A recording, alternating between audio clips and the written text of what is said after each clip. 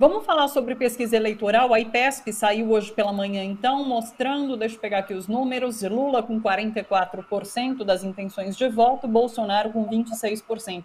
E a IPESP mostra isso, 1 ponto de aumento de Lula e 2 pontos de queda de Bolsonaro, né?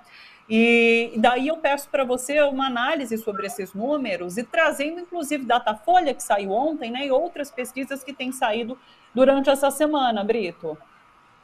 Olha, a falta de notícias sobre as pesquisas eleitorais é tão grande que nós começamos a transformar pequenas variações em tendências de crescimento ou de queda, né? Bolsonaro está se recuperando, Lula está caindo. Ao longo de todos esses dias, qualquer variação de 1 ponto, 2 pontos, era tratada dessa maneira. O Datafolha, em dezembro do ano passado, fez uma pesquisa com 3.600 eleitores e deu ao Lula um percentual que ele jamais tinha tido em qualquer outra pesquisa, 48%. Lula não tinha atingido isso em época alguma. Agora, 3 meses depois, o Datafolha faz uma pesquisa com amostra menor, 2.500 pessoas, tá? Que é viável estatisticamente, não tem nada de errado nisso, mas é estranho que você, mais longe da eleição, faça uma pesquisa com mais pessoas, mais perto da eleição, quando você tem necessidade de ampliar a base da sua amostra para conseguir um resultado mais apurado, você diminua essa base, mas, de qualquer maneira, teve uma variação de 4%. Bolsonaro teve uma variação nessa ordem também. Soma uma com a outra, aí disse que houve um crescimento de Bolsonaro ante uma queda de Lula. Hoje, no jornal Paulista, na Folha, tem até um cidadão de uma consultoria que diz que esse efeito do Auxílio Brasil, né, pode criar uma avalanche de conversão pró-Bolsonaro no Nordeste. Será? Desde quando está sendo pago o Auxílio Brasil? Desde o final do ano passado. Será que o pobre levou 4 meses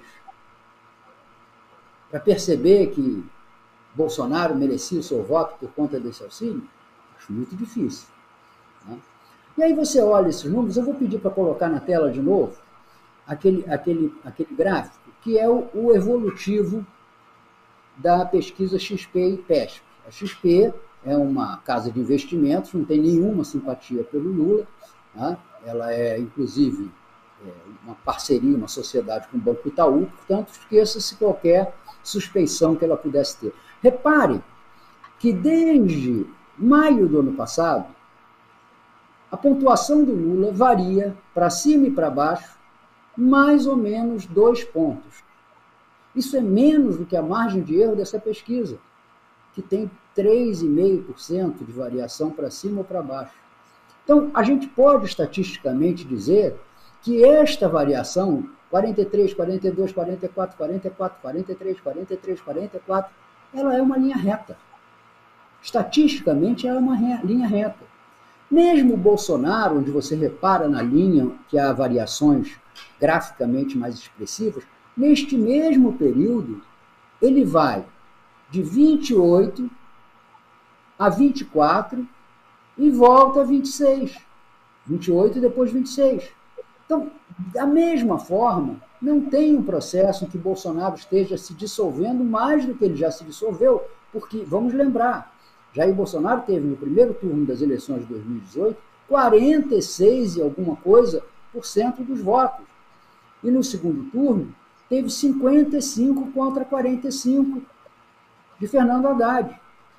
É mais do que apresentam as pesquisas, é menos do que apresentam as pesquisas em relação ao segundo turno eventual entre Lula e Jair Bolsonaro. Então, se aquela vitória do Bolsonaro foi expressiva com 55 a 45, por que se trata como periclitante uma vitória do Lula que está na base em votos válidos de 60 a 40? A rejeição ao Lula também não aumentou. ela continua oscilando na faixa de 40% a 42%, pesquisa após pesquisa. Então, não há nenhuma razão para dizer que esse quadro eleitoral mudou, ao contrário. O que acontece é que Bolsonaro está estacionado naquela faixa que a gente poderia dizer em torno de 25%, um pouco mais, um pouco menos, e Lula está estacionado numa faixa de acima de 40%, 42%, um pouco mais, um pouco menos. Então, não teve modificação nenhuma. E um terceiro dado, os demais candidatos que poderiam estar se beneficiando de um eventual desgaste do Lula, que transferiria antes a candidatos ditos da terceira via a sua votação, e não a Jair Bolsonaro, de quem ele é o oposto, também não se alteram. A soma desses candidatos não muda. Todos eles continuam somando a mesma coisa, e os dois principais, Sérgio Moro e Ciro Gomes, estão somando sempre 16%, pesquisa após pesquisa. Então, não há mudança no quadro, mas existe, da parte da imprensa, um recalque que faz que o antilulismo, que ela sempre teve, hoje apareça na base do o Bolsonaro pode vencer o Lula, que é completamente fora de qualquer análise séria de pesquisa hoje. Pode ser que mude no futuro, não estou dizendo que não vai mudar, mas nas pesquisas de hoje é absolutamente impossível um candidato que está 20 pontos atrás no primeiro turno, 21, 22, 23, 24, 25 pontos atrás no segundo turno, mude, a não ser que haja um evento como o do Adélio, na eleição passada. Sim. A nossa conexão travou com o Fernando? Não, já voltou, Qual é o discurso Fernando? da terceira via? Alô? Voltou. Já voltou. Deu um picote, mas já está tudo normal. Então, qual é o raciocínio que a terceira via levantava meses atrás e que de tão fraco não levanta mais? É de que Lula é o adversário que Bolsonaro quer, porque o antipetismo e a rejeição ao Lula farão o Bolsonaro ter uma chance. Pega qualquer pesquisa. Todos os resultados de qualquer nome da terceira via em relação ao Bolsonaro são infinitamente piores do que os resultados obtidos por Lula. Então, é um argumento que caiu por terra de maneira transversa, ser levantado pela imprensa agora. Eu acho que, olha, não altera o pulso. Pesquisa nenhuma que fizeram nos últimos tempos altera o pulso. E seria até muito bom se alterassem um pouquinho o pulso para eliminar o clima de já ganhou e o salto alto na campanha de Lula. Mas nem isso está acontecendo. Então, sim, a posição é mais ou menos a mesma. Lula está a 2 ou 3% de vencer as eleições do primeiro turno. Se conseguirá ou não, é outra questão. Mas, numericamente, estatisticamente, essa é a situação do Lula.